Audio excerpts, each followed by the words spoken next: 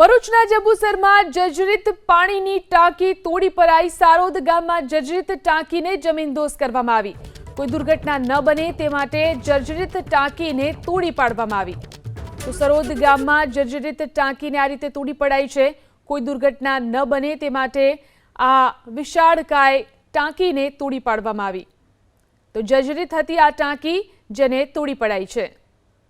તો જોઈ શકાય છે આ દ્રશ્યોની અંદર જંબુસરના દ્રશ્યો છે। જર્જરિત ટાંકી હતી સરોદ ગામમાં, આ રીતે ટાંકીને જમીનદોસ્ત કરી દેવામાં આવી છે। વિશાળકાય ટાંકી જેને લઈ અને કોઈ દુર્ઘટના ન સર્જાય તે માટે તેને આ રીતે જમીનદોસ્ત કરવામાં આવી। જર્જરિત ટાંકીને આ રીતે તોડી પાડવામાં આવી। સરોદ ગામના આ દ્રશ્યો છે। વિશાળકાય ટાંકીને આ રીતે તોડી પાડવામાં આવી, જમીનદોસ્ત કરવામાં આવી, કારણ કે આ ટાંકી જર્જરિત હતી। ચોમાસાના સમયમાં કોઈ દુર્ઘટના ન સર્જાય તે માટે સાવચેતીના ભાગરૂપે તેને તોડી પડાઈ।